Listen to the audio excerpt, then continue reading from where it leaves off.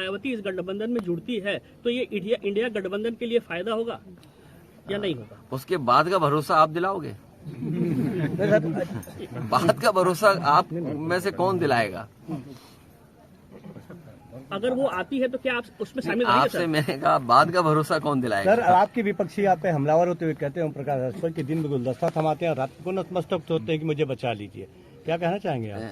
शायद बलिया के लोग उन्हें बेहतर जानते हैं। सुब्रत पाठक जी ने कहा है क्योंकि जो शुरुआती सीढ़ी चढ़ते हुए आपने देखा है तो आप बेहतर हमसे जानते हैं। सर, अफजाल अंसारी के बेटी की शादी में जिस तरह से पूरा समाजवादी पार्टी का कुनबा वहां मौजूद था, तो ये राजनीतिक गलियारों में ये चर्चा है कि अफजाल अंसारी को गाजीपुर से समाजवादी पार्टी टिकट देगी, इसमें कितनी सच्चाई है सर? देखिए, सच्चाई और हकीकत में कोई फर्क नहीं, जो आप सोच रहे हो वही बात है। सर, राम मंदिर से लड़ेंगे अफजाल अंसारी? सही नहीं, अभी तय होना है आने वाले समय में, लेकिन जो आप कह रहे हो सच और हकीकत में कोई ज्यादा फासला नहीं है। सर, राम मंदिर पर सुब्रत पाठक जी ने कहा है समाजवादी पार्टी को लोगों को बैन लगा देना चाहिए, क्या कहना चाहेंगे आप? देखिए, मैंने लखनऊ की प्रेस के सामने भी कहा, और आज से नहीं, हमारे गांव चले जाएं आप, न जाने कितने मंदिर बने हुए हैं।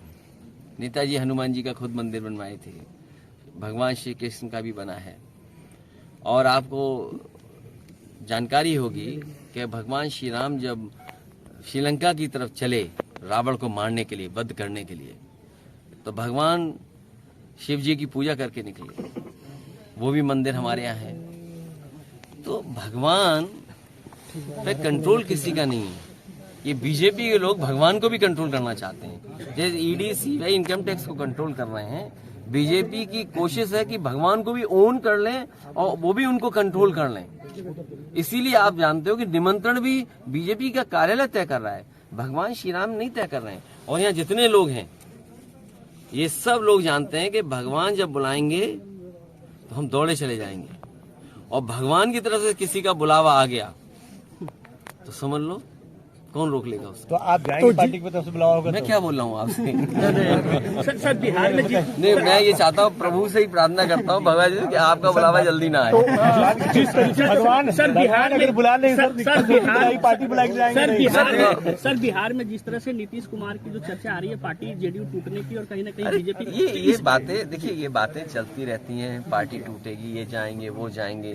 देखिए, सिद्धांत नहीं खत्म होता, पार्टियां नहीं खत्म होती, लड़ाई लंबी चलती रहती है। ये बलिया के लोगों, आपने तो यहाँ से प्रधानमंत्री बनाया दिया है, तो आप सब राजनीति को समझते हो, बेहतर समझते हो। जनता बदलाव चाहती है। आप सोचो कितनी गरीब बीजेपी है और कितनी गरीब सरकार है, जो सपना दिखाती $1 ट्रिलियन के इकोनॉमी का, और बताओ प्रधानों से पैसा वसूल करके कार्यक्रम कर रहे हैं विकसित भारत का।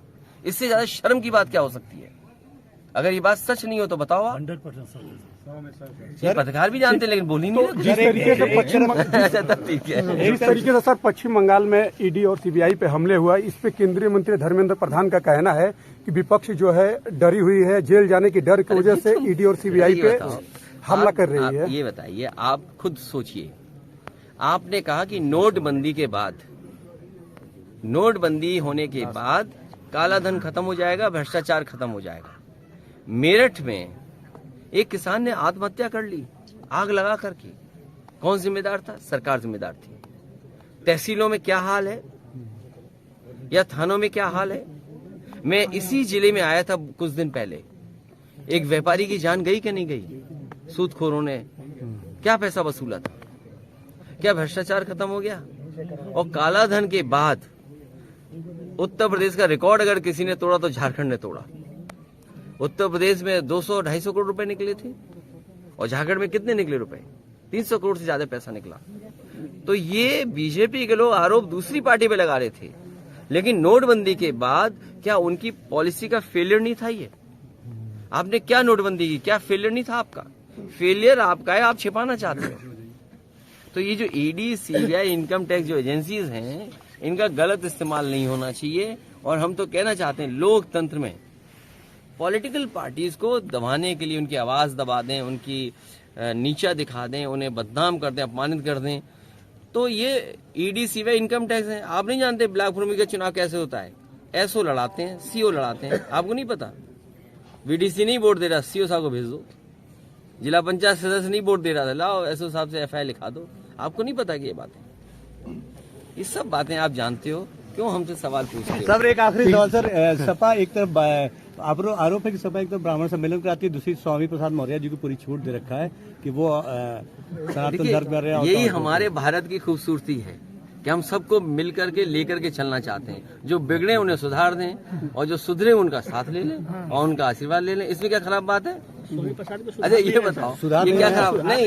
नहीं, सुधारने के साथ साथ हम उन लोगों को भी संदेश दे रहे हैं जो सीता माँ को टेस्ट ट्यूब बेबी बोल रहे थे। आप बताइए, क्या आप नाम ले सकते हैं? एक नेता बहुत बड़े थे बीजेपी के जिन्होंने टेस्ट ट्यूब बेबी बोला। क्या ये बोलना चाहिए? ऐसी भाषा होनी चाहिए क्या? तो इसलिए हमारा काम है लोगों को सामाजिक न्याय के रास्ते पे लाना, जाति जनगणना कराना।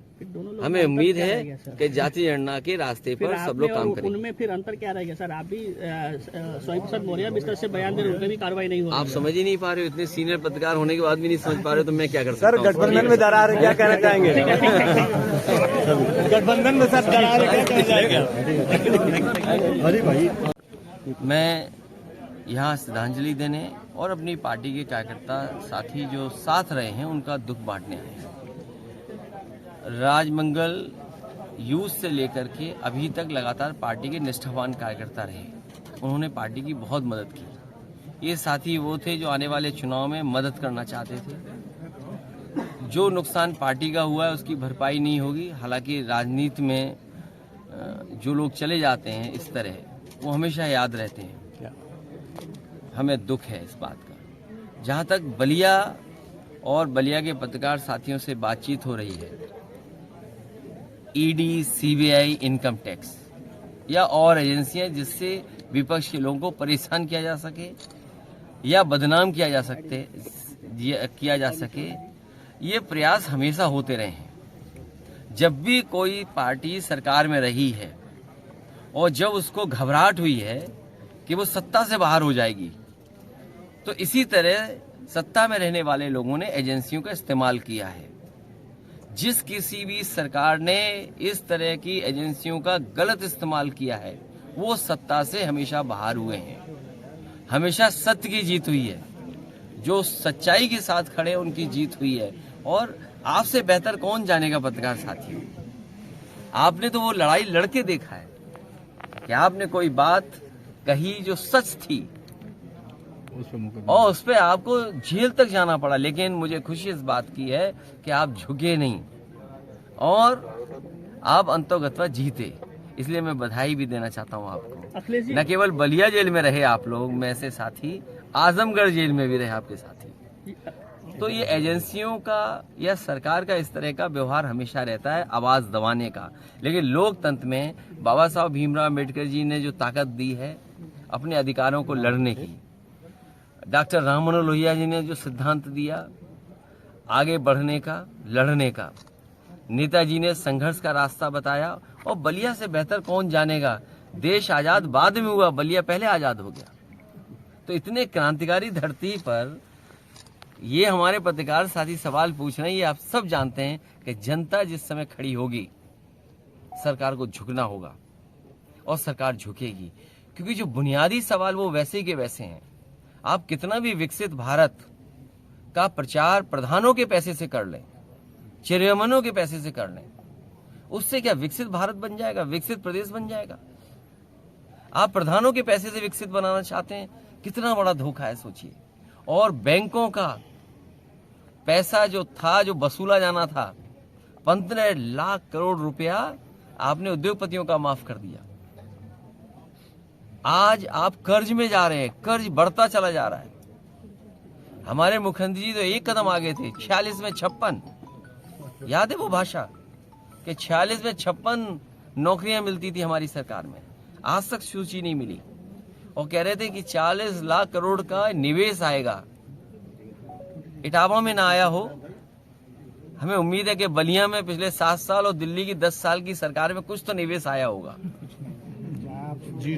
देवरिया में कुछ आया होगा, गाजीपुर में कुछ आया होगा। जो सड़क हम लोगों ने लखनऊ और दिल्ली और पीछे पटना से जोड़ने के लिए किया काम, चाहे वो पुल बनाया हो और चाहे आपका पूर्वांचल का समाजवादी एक्सप्रेस वे, वो आधा अधूरा है। केवल शहर गांव जुड़ने के लिए नहीं थी, उसके साथ साथ मंडियां बनती या कुछ और काम शुरू होते तो यहाँ के लोगों का जीवन बदलता। और ये संभव तभी हुआ, लखनऊ से सुबह चल करके आए, मौसम खराब होने के बावजूद भी अगर ये पूर्वांचल एक्सप्रेस समाजवादियों ने न दिया होता तो शायद इतनी जल्दी आपके बीच में न पहुंच पाते। लेकिन सर अखिलेश जी जिस तरह से राहुल एक सेकंड जी अखिलेश जी जिस तरह से राहुल गांधी यहाँ भारतीय जोड़ो नया यात्रा लेकर के आ रहे हैं, 11 दिन उनका यात्रा यूपी में रहने वाला है, तो क्या लगता है कि ये यात्रा सिर्फ कांग्रेस की यात्रा है या फिर इंडिया गठबंधन का ये यात्रा है? अभी तो ये कांग्रेस की ही यात्रा है और हमें उम्मीद है कि जितने भी विपक्ष के दल हैं, जिसमें बंगाल में मुख्यमंत्री जी आदरणीय ममता बनर्जी जी, बिहार और जितने भी देश के दल हैं जो कांग्रेस पार्टी के साथ गठबंधन करके लड़ना चाहते हैं, हमें उम्मीद है यात्रा से पहले उन्हीं सभी प्रदेशों की सीट का बंटवारा हो जाएगा, जिससे लड़ाई और मजबूती से लड़ी जा सके। सर इस यात्रा में आप शामिल होंगे सर,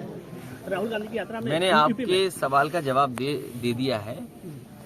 यात्रा हो अच्छी बात है, लेकिन सभी दल ये चाहते हैं यात्रा से पहले टिकट बंटवारा हो, सीट बंटवारा हो, और जब सीट बंटवारा हो जाएगा तो यात्रा में भी बहुत से लोग अपने आप सहयोग करने निकल पड़ेंगे, क्योंकि जो प्रत्याशी चुनाव लड़ने वाला होगा पूरी जिम्मेदारी से वहाँ खड़ा दिखाई देगा। लेकिन सर इस चुनाव में जिस तरह से इंडिया गठबंधन मायावती को भी जोड़ना चाहता है, तो क्या अगर मायावती इस गठबंधन में जुड़ती है तो ये इंडिया गठबंधन के लिए फायदा होगा या नहीं होगा? उसके बाद का भरोसा आप दिलाओगे? बाद का भरोसा आप में से कौन दिलाएगा? अगर वो आती है तो क्या आप उसमें शामिल रहेंगे? आपसे मैंने कहा बाद का भरोसा कौन दिलाएगा? सर आपके विपक्षी आप पे हमलावर होते हुए कहते हैं ओम प्रकाश राजभर के दिन में गुलदस्ता थमाते हैं, रात को नतमस्तक होते हैं कि मुझे बचा लीजिए, क्या कहना चाहेंगे आप? शायद बलिया के लोग उन्हें बेहतर जानते हैं। सुब्रत पाठक जी ने कहा है क्योंकि जो शुरुआती सीढ़ी चढ़ते हुए आपने देखा है तो आप बेहतर हमसे जानते हैं। सर अफजाल अंसारी के बेटी की शादी में जिस तरह से पूरा समाजवादी पार्टी का कुनबा वहां मौजूद था, तो ये राजनीतिक गलियारों में ये चर्चा है कि अफजाल अंसारी को गाजीपुर से समाजवादी पार्टी टिकट देगी, इसमें कितनी सच्चाई है सर? देखिए, सच्चाई और हकीकत में कोई फर्क नहीं, जो आप सोच रहे हो वही बात है। सर राम मंदिर से लड़ेंगे अफजाल अंसारी? सही नहीं, अभी तय होना है आने वाले समय में, लेकिन जो आप कह रहे हो सच और हकीकत में कोई ज्यादा फासला नहीं है। सर राम मंदिर पर सुब्रत पाठक जी ने कहा है समाजवादी पार्टी को लोगों को बैन लगा देना चाहिए, क्या कहना चाहेंगे आप? देखिए, मैंने लखनऊ की प्रेस के सामने भी कहा और आज से नहीं, हमारे गांव चले जाएं